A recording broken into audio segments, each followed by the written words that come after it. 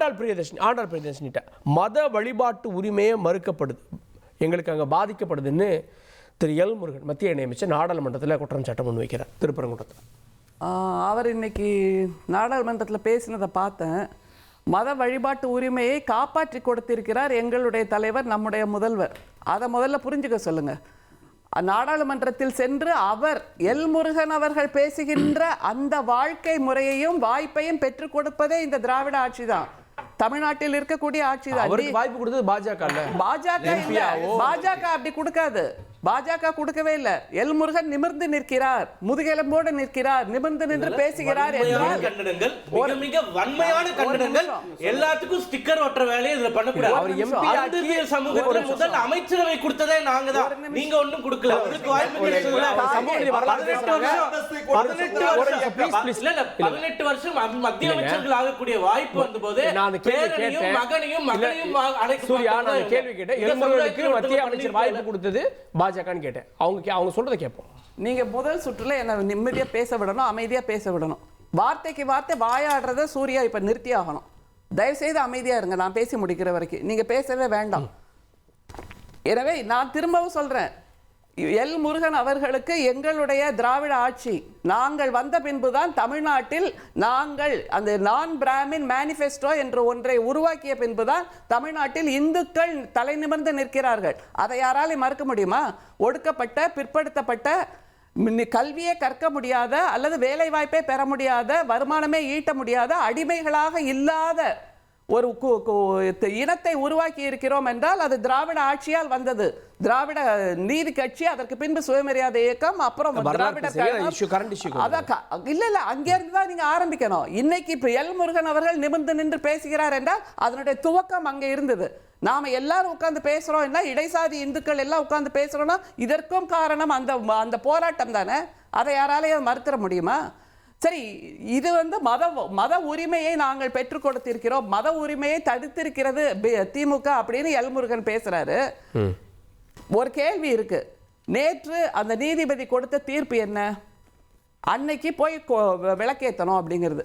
அந்த எல்லைக்கல்ங்கிறது என்னதுப்பா? முதல்ல அதை சொல்லுங்களேன் எனக்கு கொஞ்சம்.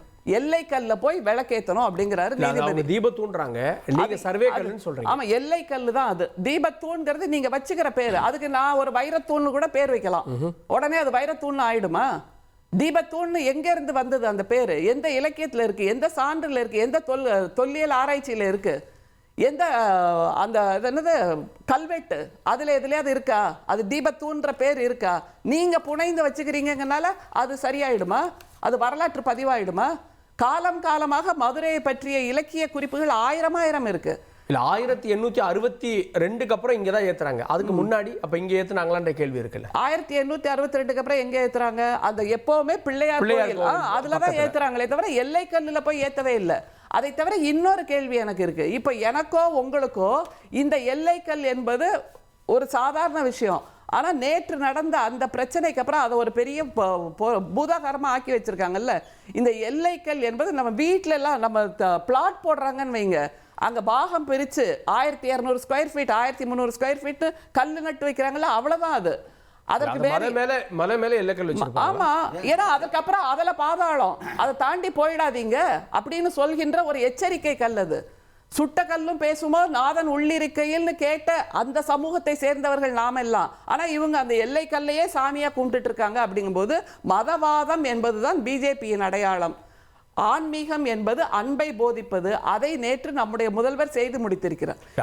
அரசின் கடமை தீர்ப்பை மதிப்பது. தீர்ப்பை மதிக்கலன்னு கேக்குறாங்க. தீர்ப்பை மதிப்பது அரசின் கடமை. அப்ப சபரிமலை தீர்ப்பை மட்டும் ஏன் பிஜேபி காரர்கள் எதிர்த்தார்கள்? அதற்கு ஒரு பதில் சொல்லுங்களேன். அப்ப பெண்களுக்கு அங்கே சென்று வழிபடக்கூடிய உரிமை வேணும்னு அவங்க தீர்ப்பு கொடுத்தாங்கல்ல, அப்ப எதுக்கு அதை மறுத்தாங்க? அதற்கு எதிராக ஏன் போராடினாங்க? அதை தவிர இந்த தீர்ப்பை மதிக்க வேண்டும் அப்படின்னு சொல்றீங்கல்ல, இந்த தீர்ப்புக்கு மேல்முறையீடு செய்கின்ற ஒரு வாய்ப்பும் நம்ம சட்டத்தில் இருக்கா இல்லையா? அப்ப இது not the final, this is not the one and only verdict. இவர் ஒரு தெய்வம் இல்லை, இவர் முருகன் சொல்லி கொடுத்த தீர்ப்பும் இல்லை. அதை தவிர அங்க போய் விளக்கேற்றணும்னு சொன்ன அந்த நபர் யார்? அவர் ஞானியா, சித்தரா, அல்லது ஆன்மீகத்தில் ஈடுபட்டு இருப்பவரா? ஒரு காவி உடை அணிந்திருப்பதால் மட்டுமே அவர் ஆன்மீகவாதி என்றால் இதை போன்ற போலி ஆன்மீகவாதிகளை நாங்கள் 1000 சொல்ல முடியும். நம்ம அந்த நோக்கத்தை தாண்டி இல்ல, அவர் ஒரு அதுல தனி முகாந்திரம் நபர். இருக்குன்னு தானே ஜட்ஜே நேரடியா அது ஒரு அந்த ஜட்ஜ்மெண்ட்டை தான் நான் கேள்வி கேட்கிறேன். அவர் ஒரு தனி நபர்ப்பா. அவர் போய் அங்க விளக்கேற்றணும், அதுக்கு கூடுதலா 10 பேர் போகணும், அதுக்கு சிஐஎஸ்எஃப் துணைக்கு போகணும் அப்படின்னு சொல்ல முடியுமா? நீங்க போய் ஏத்த முடியுமா? நான் போய் ஏத்த முடியுமா? ஓகே. ஆனா அப்ப தனி நபர் ஏத்த முடியும். நேத்து வந்தது இல்ல, வருடம் அவங்க அங்க இந்த இடத்துல இருந்து போராட்டம் பண்றாங்க. கார்த்திகை தீபத்தை 40 ஆண்டுகளாக போராடி கிட்டத்தட்ட 20 ஆண்டுகளாக 80 வருடம் அங்க போராட்டம் பண்றாங்க. அதுக்கு கோயில் நிர்வாகம் மாட்டேன்னு சொல்லிருச்சுல்ல. ஓகே. மக்கள் ஏற்றுக்கொண்டாங்க. மக்கள் யாராவது கேட்டாங்களா? அமைப்பு தானே கேட்டது. ஓகே. இல்ல, இவங்க இத்தனை வருஷம் போராடுறாங்க, இப்ப ஜட்ஜ்மெண்ட் வாங்கியிருக்காங்க. இல்ல இது ஜட்ஜ்மெண்டே இல்ல. இதுக்கு தான் அப்பீல் போகலான்ற ஒரு வாய்ப்பு இருக்குல்ல. அப்ப அங்கே அது மாறக்கூடும். அதுக்கு என்ன பதில் சொல்ல போறீங்க? சோ இவர் சொல்றது தான் ஃபைனல் அப்படிங்கிற நிலையே கிடையாது. ஏனென்றால் இவருடைய தீர்ப்புகள் மாற்றப்படும், மாறுவதற்கு வாய்ப்பு இருக்கிறது. மாற்றப்படுறப்போ அது ஓகே. இன்னைக்கு வந்து அந்த நேரம் முடிந்து விட்டது. 2 நாள் ரிஜெக்ட் பண்ணிட்டாங்க. இப்போ சுப்ரீம் கோர்ட் சரி, போயிருக்கீங்க. இப்ப சொல்லுங்க, 2014ல ஒரு பெஞ்ச் தீர்ப்பு வந்ததுல, அப்ப அதை இவர் ஓவர் ரூல் பண்றாரா? அப்படிப்பட்ட ஒரு உரிமையை இவருக்கு யார் கொடுத்திருப்பா? அப்படிப்பட்ட தகுதி வாய்ந்தவரா இவர்? இவருக்கு வந்து தொல்லியல் தெரியுமா, இலக்கியம் தெரியுமா, தமிழ் இலக்கியம் தெரியுமா, மதுரையின் வரலாறு தெரியுமா, அல்லது ஆன்மீகம் தெரியுமா, ஆகமம் தெரியுமா? என்ன தெரியும் இந்த நீதிபதிக்கு? இப்படி ஒரு தீர்ப்பு அது தனி நபரை எப்படி போய் விளக்கேற்ற சொல்ல முடியும்? ஒரு கோயில்ல அப்படி பண்ணிட முடியுமா? நீங்களும் நானும் கோயில் போறோம், எனக்கு இந்த இடத்துல அங்க வேண்டாம்பா, நான் வாசல்ல விளக்கேற்ற. அந்த பிரேயர் அப்படின்றது இந்து சமய அறநிலையத்துறை நடவடிக்கை எடுக்கல அப்படின்னு போறாரு. நடவடிக்கை எடுத்திருந்தா இது வந்திருக்காதுல்ல. நடவடிக்கை ஏன் எடுக்கணும்? ஒரு தீர்ப்பை அள்ளி தெரித்த அவசர கோலமாக ஒருத்தர் கொடுக்கிறார் அப்படிங்கிறப்போ அந்த தீர்ப்பு என்பது எப்போதுமே பீஸ் அண்ட் டிராங்குலிட்டி, அதற்கு அங்கே துணை புரிய வேண்டும். அதை தவிர அங்கே உள்ள மக்களின் நம்பிக்கையை குலைப்பதாக ஒரு தீர்ப்பு இருந்ததுன்னா அதை அப்படி ஒரு 5 நிமிஷத்துக்குள்ள தீர்ப்பை உருவாக்கிட முடியுமா? அதுக்கு எப்படி டிராமா பண்ணினார் பாருங்க. ப்ரீ ஃபேப்ரிகேட்டடா தான் ஒரு தீர்ப்பை எழுதி வச்சுக்கிட்டு இங்க வந்து அவரே பார்க்கிறார், அவரே வந்து முடிவு பண்றார். இவர் யாரு? அதை தான் நான் கேட்கிறேன். இவருக்கு என்ன தகுதி இருக்கு? நீதிபதிங்கிறது நீதிபதி அவர் அந்த மாதிரி வல்லுனர்களை சந்திச்சு அவர்களுடைய நோட்ஸ் ஏதாவது வாங்கினாரா? அவர்களுடைய குறிப்பை வாங்கினாரா? அதை கேளுங்க. கருணாநிதி அவர்களுக்கு சமாதிக்கு இடம் கொடுக்கலான்னு ஒரு நீதிபதி தீர்ப்பு கொடுத்தாரு இல்லையா? அவருக்கு இருக்கக்கூடிய அனைத்து தகுதிகளும் இந்த நீதிபதிக்கு. இரண்டாவது, திமுக மாவட்ட செயலாளராக பாண்டியன் ஹைகோர்ட் ஜட்ஜாய் சுப்ரீம் கோர்ட் ஜட்ஜாய் தீர்ப்பெல்லாம் கொடுத்தாரு இல்லையா? அவரோட அதிகமான தகுதி இவருக்கு இருக்குன்றது மக்களுக்கும் தெரியும், எங்களுக்கும் தெரியும். இவருக்கு பிடிக்கலன்னா நீதிபதி அப்படி குறை சொல்றது, அவரை தூக்கி வச்சு கொண்டாடியது, இவ்வளவுதான் இவங்க எண்ணம். நீதிபதி விமர்சிக்க வேண்டாம்னு கிடையாது. எங்களுக்கு யார் மீதும் தனிநபர் விரோதம் கிடையாது. அதை முதல்ல புரிஞ்சுக்கோங்க. நீதிபதியை விமர்சிக்க வேண்டாம்னு உச்சநீதிமன்றமே விமர்சிக்கல. நீதியை தான், அந்த வேர்டிக்ட தான் நான் கேள்வி கேட்கிறேன். என்ன தகுதியின் அடிப்படையில் இந்த நீதி கொடுக்கப்பட்டிருக்கிறது? அதற்கான என்ன ஆதாரம் இருக்கு? அந்த நிலக்கல் அந்த இடத்துல தீபம் ஏத்தணுங்கிறதுக்கான ஆதாரத்தை கூட மனுதாரர் கொடுக்கவே இல்லை. அதை தவிர இன்னொரு விஷயம், கையேந்தி நீங்கள் கூட்டணியில் இருந்தீர்கள்னு சூர்யா சொன்னாரு. அப்படி நாங்கள் இருந்த போதுதான் எங்களுடைய முத்தமிழறிஞர் கலைஞரின் வல்லமையால் வாஜ்பாய் என்ன சொன்னாரு? நான் இந்துத்துவாவை பற்றி பேசவே மாட்டேன், ராமர் கோயிலை பற்றி பேசவே மாட்டேன், குடியுரிமை பற்றி பேசவே மாட்டேன், நான் அப்படித்தான். அந்த காமன் மினிமம் அஜெண்டால இது மூணு தான் முக்கியம். எல்லா கட்சியும் சொன்னதுனால போட்டோம். காமன் மினிமம் அப்ப ஒத்துக்கிட்டீங்கல, எல்லா கட்சியும் சேர்ந்தாலும் காமன் மினிமம் அஜெண்டால இது மூணு தான்.